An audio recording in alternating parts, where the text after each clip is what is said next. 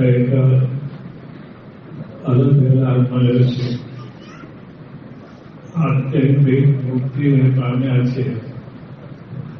શેરીના શાખાનો એટલો ભાગ મળ્યો છે.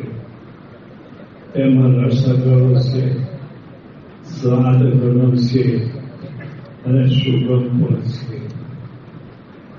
લાંબી બજારનું મંદિર હતું એ ખરેખર સર્વોપરી મંદિર હતું. યોગીજી બાપા કહ્યું કે હવે અહીંથી ત્યાં ગયા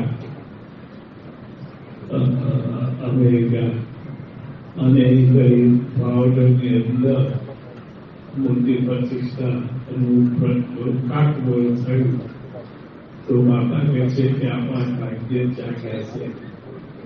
મોટા ભાગ્ય જાગ્યા જાણવા થઈ રહ્યું. આપણે આવા દુઃખ મળ્યા છે અને હવે આપણને આ સત્સંગ સમજાયો છે.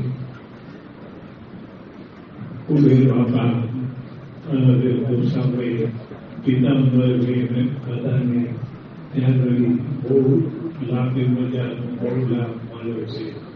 આ લાભ મુખ્ય કહેવાય એવો નથી. આપણે બહુ મોટો લાભ મળ્યો છે. માટે લાભ જાગી રાખવો.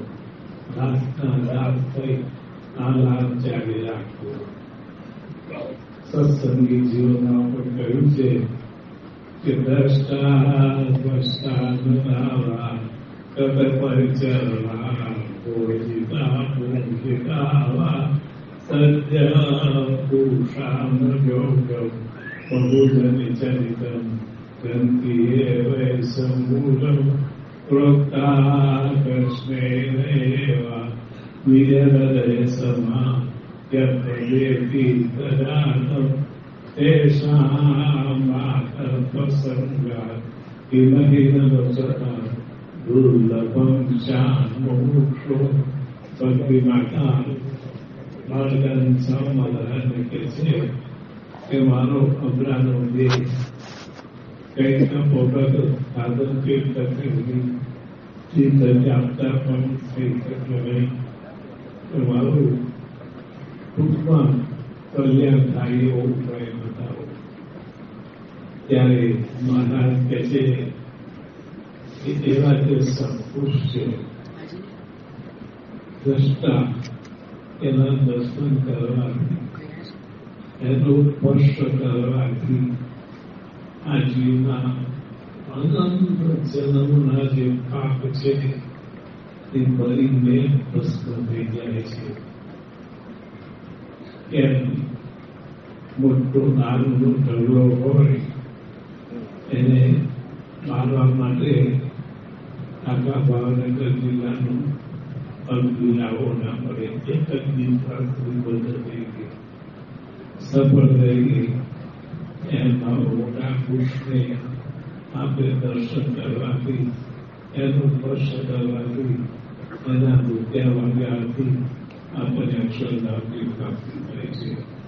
ગુણાતી સ્વામી પોતે કહ્યું કે આવા સાધુને હાથ જોડે એટલા મોટ કલ્યાણ થઈ જાય છે. આપણું આપણે સમજાતું નથી કે આ પુરુષ આપણને કેવું મળ્યા છે. તો એને દ્રષ્ટા પડતા એના દર્શન કરાવી અનેક જન્મના જે પાપ છે એ ભરીને ભસ્મ જાય છે. અને એવા તે સત્પુરુષને ભગવાને પોતાનો આત્મા કર્યો છે. તો એવા સત્પુરુષ આપણને યોગીજી મહારાજ, પ્રભુ સ્વામી, મહુ સ્વામી અને આજે વર્તમાન કાલે પ્રભુ સ્વામી મહારાજ જેવા ખરેખર ભગવાનના લક્ષણે યુક્ત મહાન સ્વામી મળ્યા છે. માટે આપણા ભાગ્યનું કોઈ પાર આવે એમ નથી. આ બ્રહ્માંડમાં આપણને પુણ્ય ભાગ્યશાળી માનો એ પુણ્ય આપણને બહુ મોટો લાભ કર્યો છે. માટે દરેક દાતાનો લાભ કરી ત્યાં સત્સંગ ચાલી રાખવો. મેરી દાપણ અને ગોળાપણ એ દાસના નાથ રહીને લાભ મળ્યો છે. ખરે લાભ મળ્યો છે. બહુ મોટો લાભ મળ્યો છે. માટે ઘેર વધારીને બીજાને માન આપીને આપણે આ સત્સંગ આવી રહ્યા છે. મહારાજે કહ્યું ભગવાનનું પ્રથમનું પહેલું વરદાન છે કે ભગવાનની મૂર્તિ છે તે ચિંતા નથી. પણ જ્યારે પ્રથમ 14માં લખ્યું ત્યારે આ ભક્ત સમાગમ મળ્યો છે તે પરમ ચિંતા નથી અને સ્વરૂપો વર્ષો મળ્યો છે. માટે એ વસ્તુ છોડવાની નથી.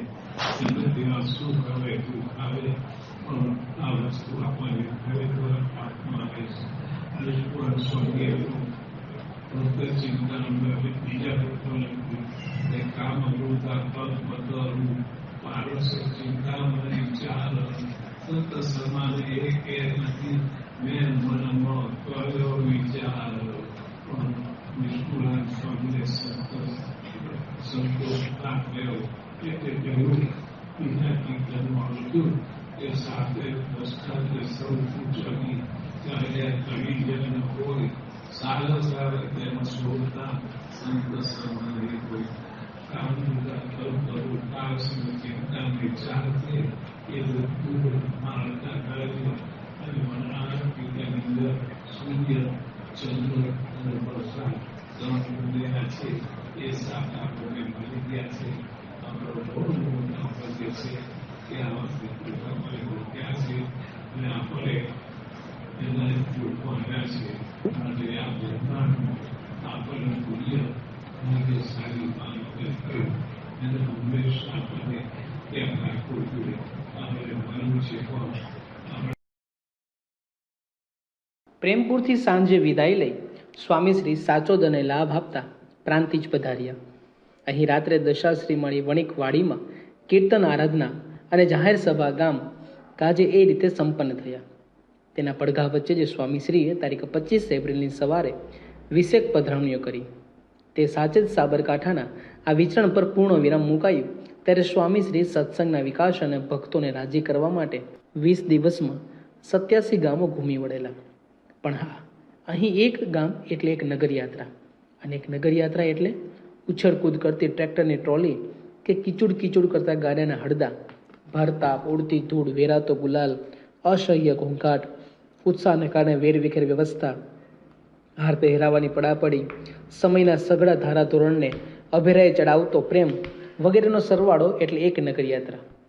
અહીં રોજના 4-5 ગામ એટલે સરેરાશ 80-90 પધરામણીઓ, અને 90 પધરામણીઓ એટલે 180 વાર ઉઠવું બેસવું, 180 વાર પગરખા કાઢવા પહેરવા, ઓછામાં ઓછું 180 વાર ચાંદલા કરવા હાથ લંબાવવો, 90 વાર આરતી કરવી, 90 વાર પ્રસાદ વહેંચવો, 90 વાર પૂજન માટે મસ્તક ધરવું, 90 વાર તાળી વજાડી ધૂન કરવી, 90 વાર પૂજાપાઠ તથા કીર્તન વગેરે કરવાની પ્રેરણા આપી.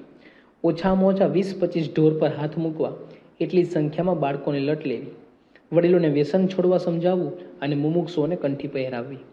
આ સઘળાનો સરવાળો એટલે 90 પધરામણીઓ. અહીં એક જ દિવસ એટલે રોજ 3 વાર 20-25 હરિભક્તોના ભોજનની વ્યવસ્થા કરવાની.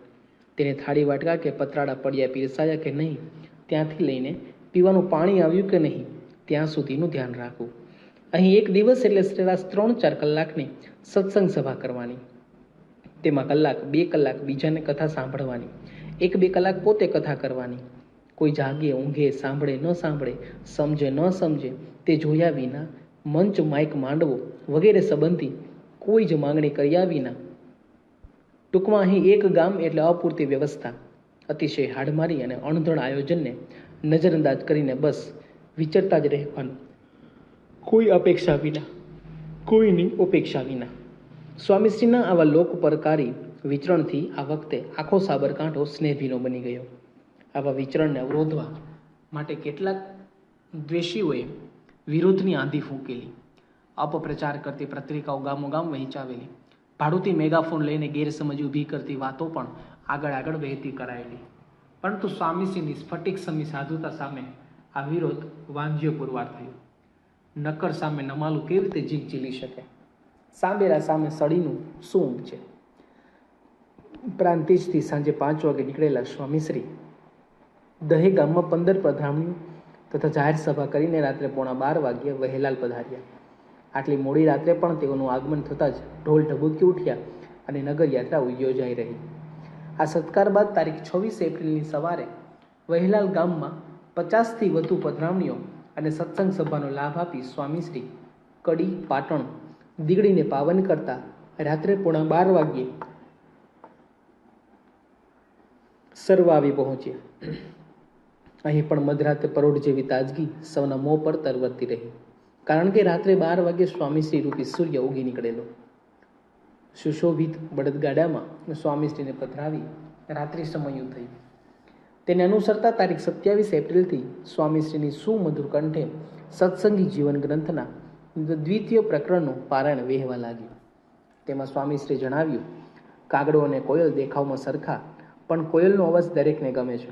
હંસ અને બગલો દેખાવે સરખા, પણ બંનેના આહાર જુદા છે. તેમ સાધુ બધા દેખાવે સરખા લાગે, પણ વર્તન પરથી સાચા ખોટાની ખબર પડે.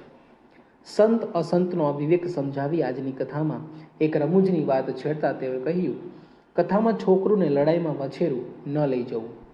કથામાં છોકરું તોફાન કરે તો સાંભળનારની વૃત્તિ તેમાં જાય. લડાઈમાં ઘોડા ભેગું વછેરું લઈ જાય તો ઘોડાની વૃત્તિ તેમાં રહે ને લડાઈમાં જીત ન થાય.